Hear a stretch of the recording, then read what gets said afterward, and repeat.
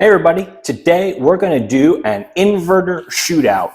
In some of my other inverter review videos, people have asked about idle current draw testing, which I've never actually done. So I'm going to measure that and efficiency, hopefully. So I've got a big line of inverters here. This ought to be fun and interesting. So over here we have the very first pure sine wave inverter I ever bought, and I still like it. This is a Bestek 500 watt. I've got a BougeRv Pure Sine 1000. I've got a Giandel 1200 watt in 24 volt. I'm curious to see if that makes any difference. I've got a Litime 12 volt 2000 watt.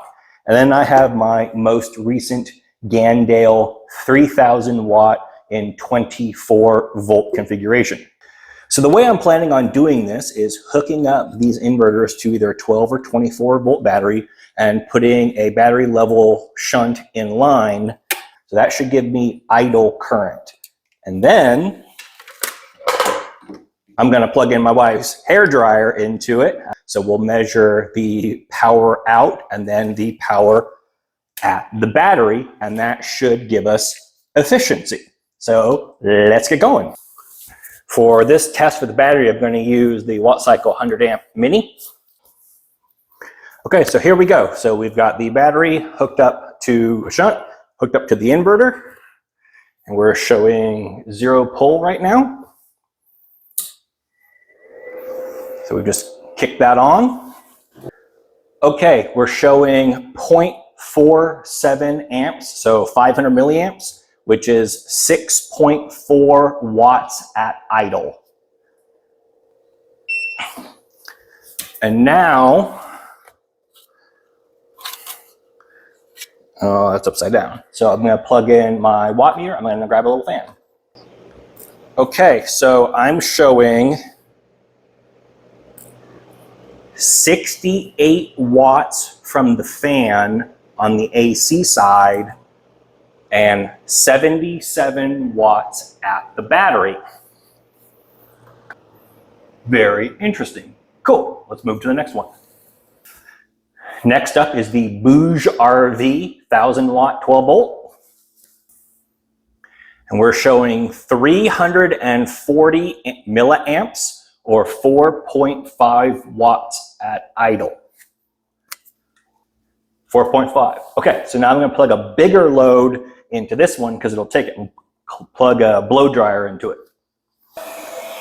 Okay, on low we've got 360 watts on the AC side and 426 watts on the DC side. So now we've got the Litime 2000 watt 12 volt inverter. It's really interesting. It's just kind of skipping around all over the place. I'll call the average about 5 watts. Okay, my watt meter shows 335 watts. The inverter shows 347 watts. And at the battery, it's 380 watts. So that's it for the 12 volt inverters. Now I'm going to switch over to a 24 volt battery to test my Giandels. So now I'm switching over to my Litime 24 volt battery to test the Giandel, and I've got a little last minute surprise for you. So this is my Giandel 1200 watt 24 volt inverter. This is the second inverter I ever bought years and years and years ago when I learned that my 500 watt Bestek would not kick on the startup surge of my chest freezer in one of my very first builds. I moved to this. 170 milliamps at 24 volts. So we're settling down to 4.5 watts. Okay, let's get the blow dryer. 393 and 452 on the battery side. Okay, move to the big one.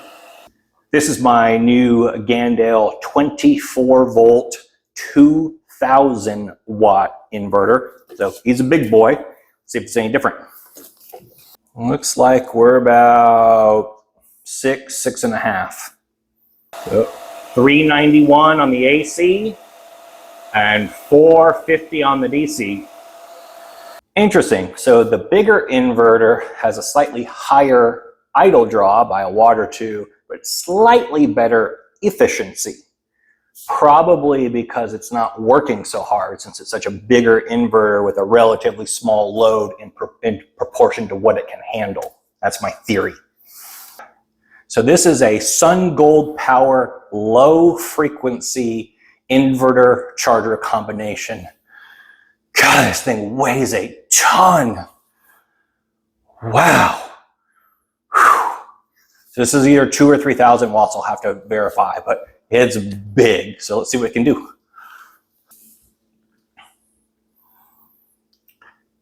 Very interesting. Under 2 watt idle draw. So what did we learn out of all this? The Bestek 500 watt 12 volt was 87% efficient. The BougeRv 1000 watt 12 volt was 85% efficient. The Litime 2000 watt 12 volt inverter was 88% efficient. The Giandel 1200 watt 24 volt was 86% efficient. The Giandel 2000 watt 24 volt was 87% efficient. And the Sun Gold Power low frequency inverter charger combination that I think I broke my toe because I dropped it on my foot.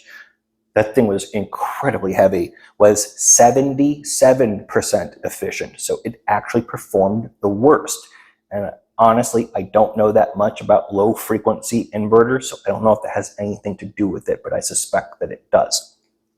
On the other hand, the idle current draw of all the low-end inverters was about the same. It was between 4 and 6 watts, so it's pretty negligible. So standby current draw is kind of nothing. The Sun Gold Power was 2 watts at idle. And again, I think that's a function of the inverter itself. I know that people are going to be asking me for my recommendations, and I want to add 2 points of context.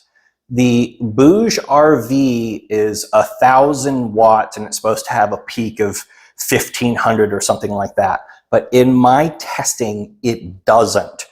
If it goes over 1,000 watts for more than a half a second, it shuts down. So when I try to do my battery testing with it, I have to set it to like 500 or 600 watts. Basically, the instant that it goes over 1,000 watts, it shuts down. The problem with that is if you're trying to use it for a refrigerator or a chest freezer or something like that, you've got a startup surge of 1,200 watts or so for a split second while the compressor kicks on. And so I had difficulty using the BougeRv for my chest freezer. So if you want an inverter that just has up to 1,000 watts, you don't need spikes, maybe you could use the Bouge.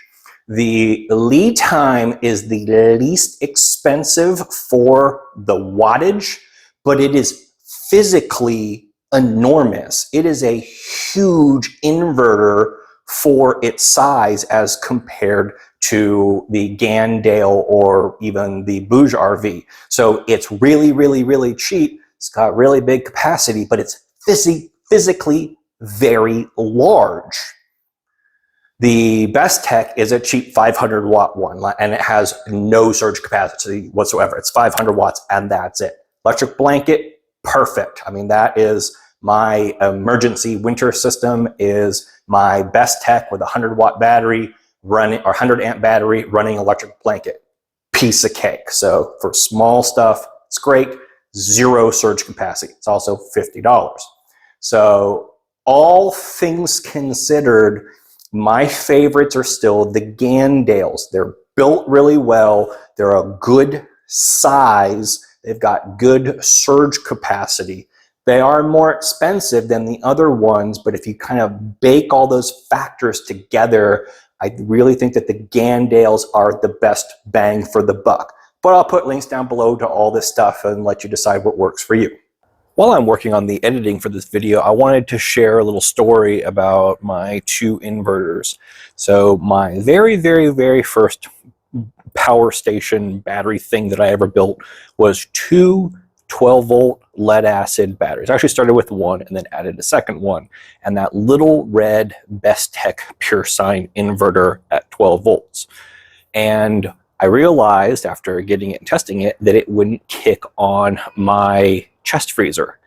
So since I had 2 batteries, I was able to rewire them from 12 volts in parallel into 24 volts in series just by changing 1 wire. And I went from 12 volts to 24 volts.